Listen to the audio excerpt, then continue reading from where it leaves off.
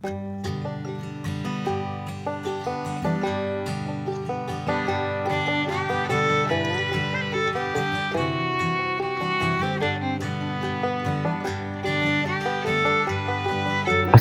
warahmatullahi wabarakatuh. Kembali lagi ke channel saya, Entok Medan Channel. Halo, apa kabar sahabat peternak entok seluruh Indonesia? Apa kabar semuanya? Agar channel ini semakin maju dan berkembang, jangan lupa di like, komen, dan subscribe video ini. Oke teman-teman sekalian, kali ini channel Entok Medan akan membawakan judul yang sebelumnya sebenarnya sudah pernah saya bahas, yaitu lebih baik mana sistem pembibitan atau sistem pembesaran. Nah, di sini saya akan membahas secara mendetail. Oke, simak video ini tanpa di skip-skip agar teman-teman sekalian bisa paham apa yang akan saya sampaikan di video ini.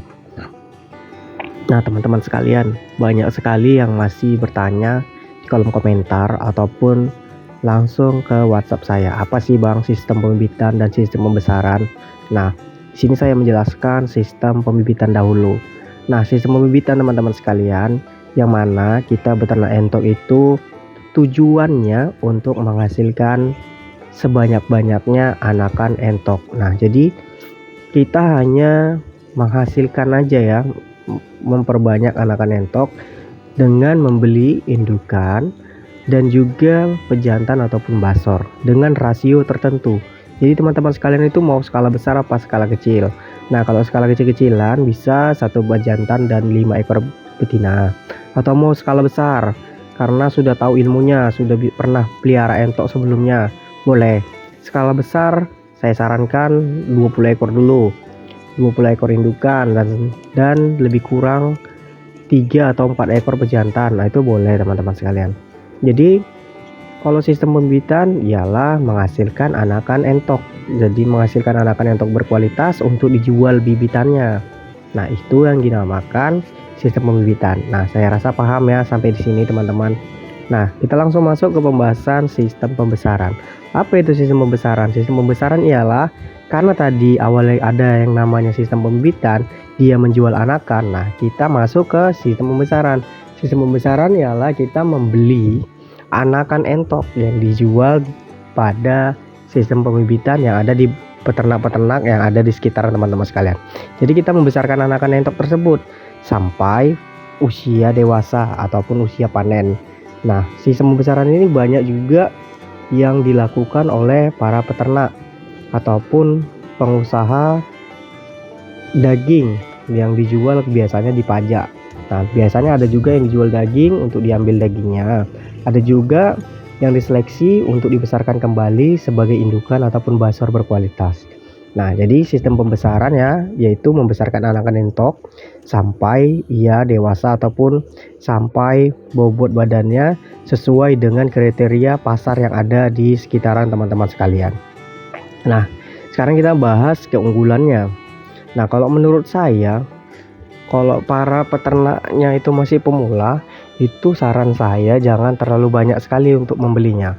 Kalau ingin pembibitan, nah awal mulanya buat dulu kandang yang benar-benar standar untuk membesarkan anakan entok yang masih kecil. Jadi pelajari dulu buat kandangnya. Cara buat kandang untuk anakan entok itu, kalau saya itu kandangnya panggung, paling enggak jaraknya itu tingginya itu 1 meter ataupun bisa 80 cm 80 cm itu bisa juga.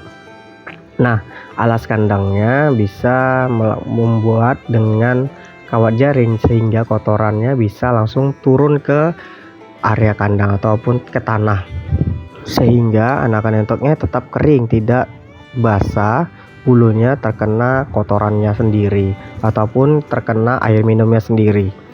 Nah, jadi sebelum beternak entok ya kita harus menyiapkan dulu kandangnya. Jangan sudah beli entoknya, kandangnya belum ada, ilmunya belum ada, pakannya pun kita masih belum tahu apa yang akan diberikan. Nah, walaupun kita membeli pakan itu tahu kita apa pakannya, pelet apa, tapi kan kita tidak tahu ukuran apa yang bisa dikonsumsi anakan entok usia 1 mingguan. Jadi saran saya belajar dulu lah banyak-banyak, di YouTube boleh, di Google juga boleh. Nah, jadi sebelum beternak entok khususnya di pembesaran, karena pembesaran ini Menurut saya yang paling sulit itu pada usia-usia kritis seperti 1 minggu sampai dengan 1 bulan, itu usia kritis masih ya teman-teman sekalian, karena dia ketahanan tubuhnya masih terlalu lemah. Terus dia langsung biasanya itu lambat beradaptasi di kandang teman-teman sekalian. Jadi kalau masih anakan entok seperti usia 1 minggu itu, saran saya buatlah kandang yang benar-benar safety. Terus juga bikinkan lampu, jadi dia harus terkena lampu, cahaya lampu tuh lebih kurang sampai usia 1 bulanan. Jadi dia entoknya itu yang benar-benar suhunya stabil, hangat setiap malam walaupun di musim hujan. Nah, pakannya juga harus benar-benar selalu ready, nggak boleh kosong tempat pakannya itu. Jadi pakan tuh harus kita tumpuk terus, sekiranya sudah mulai sedikit ataupun sudah mau habis langsung ditambah, jangan sampai habis baru kita berikan. Biasanya kalau anakan entok itu kelaparan, makannya jadi lebih banyak daripada pakannya itu tidak pernah kosong. Nah, jadi entoknya juga lebih cepat besar dan tidak berisik. Nah, kalau peliharanya cuma 10 ekor nggak berisik. Kalau peliharanya 100 ekor, nah itu berisik kali teman-teman sekalian karena dia kelaparan. Jadi kalaupun pelihara di sistem pembibitan dahulu untuk membesarkan anakan entok, nah boleh teman-teman sekalian ikuti dulu cara pembuatan kandangnya, pakan apa saja. Kalau saya itu biasa pakannya 5-11. Nah, kalau untuk usia anakan entok itu masih 1 minggu sampai 1 bulan, itu masih belum boleh dicampur pakan-pakan alternatif karena memang sistem pencernaannya masih belum sanggup untuk mencerna pakan alternatif seperti yang saya buat di video-video sebelumnya menggunakan limbah ikan lele. Jadi sudah pernah saya lakukan pemberiannya, tapi memang dia masih belum kuat tubuhnya untuk mengkonsumsi pakan alternatif yang saya berikan. Nah, saran saya, pakan alternatif boleh diberikan berupa sayur-sayuran, boleh sayur kangkung. Biasanya yang paling dia suka ini tuh kol, bunga kol itu kalau kita cincang-cincang kecil-kecil lalu diberikan pada siang hari, itu biasanya anakan entoknya itu cepat pertumbuhannya cepat, bulunya cepat tumbuh, rangka badannya kasar-kasar. Jadi baguslah menurut saya kalau diberikan daun kol itu pada siang hari. Jadi sebagai cemilan pakannya di siang hari menjelang pemberian pakan sore harinya. Jadi sampai usia 1 bulan boleh di kandang box dahulu, sampai dengan usia 1 bulan lebih boleh diturunkan ke area kandang. Nah, seperti yang ada video ini itu udah boleh turun di tanah. Nah, tak lain dan tak lupa juga kawan-kawan sekalian, kalau beli anakan entok itu usahakan sampai ke area kandang kita lakukan yang namanya penyesuaian badannya itu selama lebih kurang 3 hari. Setelah 3 hari teman-teman sekalian bisa beli yang namanya vaksin di tempat-tempat pakan, itu banyak sekali, merek Medion boleh teman-teman sekalian, itu murah teman-teman.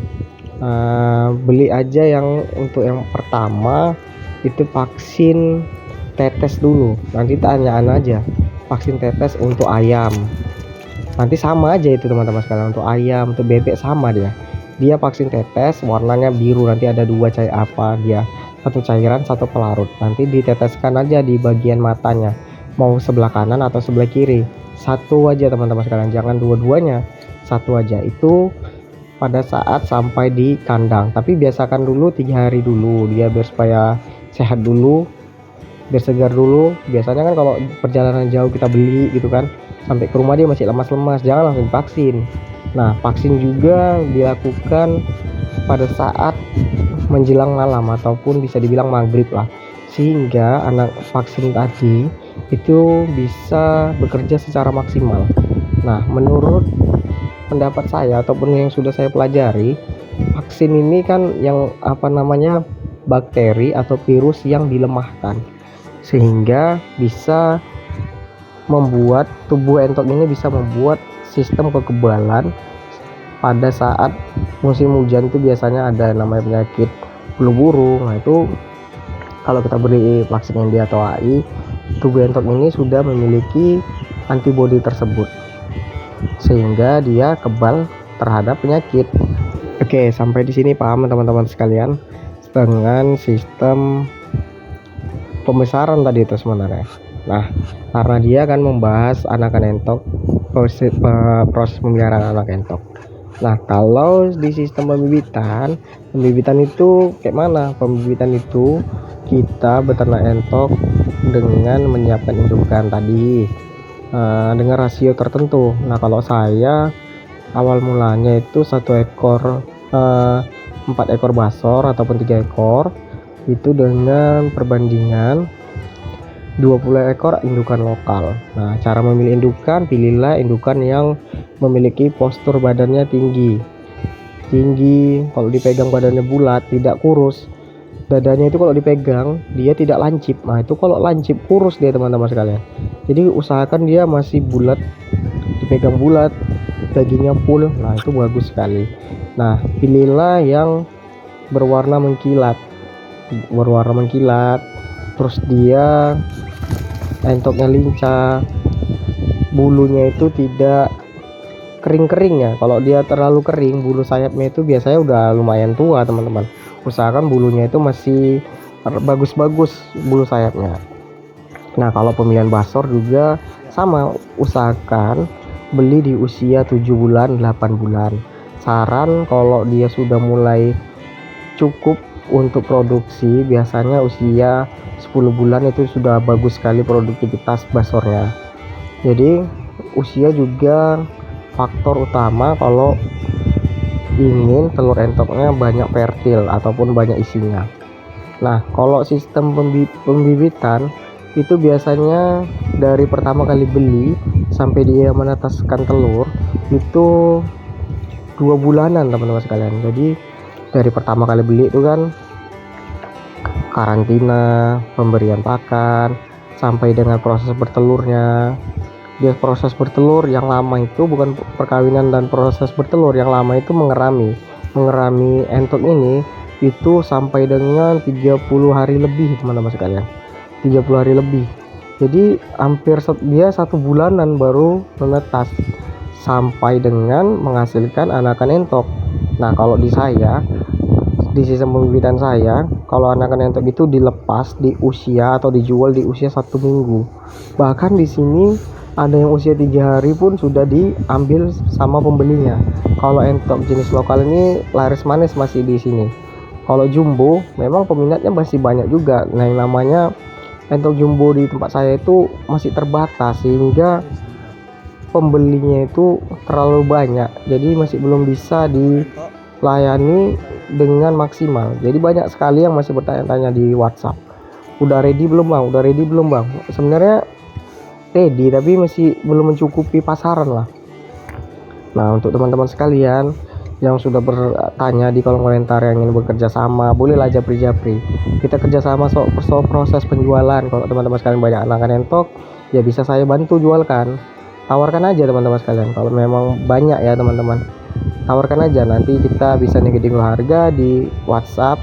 Kita bisa nego harga yang mana teman-teman sekalian itu tidak rugi dalam menjualnya, saya juga bisa dapat untung.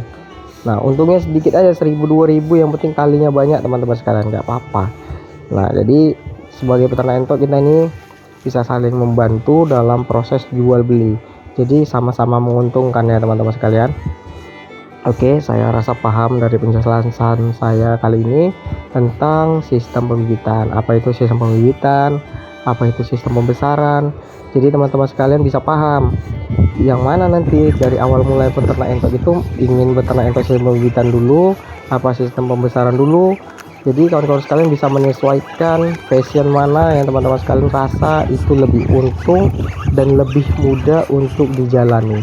Jangan dua-duanya langsung dilakukan, sistem pembibitan, sistem pembesaran. Nah, jadi belajar dulu. Kalau sudah paham semuanya, dari pembuatan kandang, pemberian pakan, tempat petarangan telur, kalau sudah paham semuanya, baru teman-teman sekalian bisa menjalankan 2 sekali. Oke, sekian dulu dari channel Mantap Medan. Assalamualaikum warahmatullahi wabarakatuh.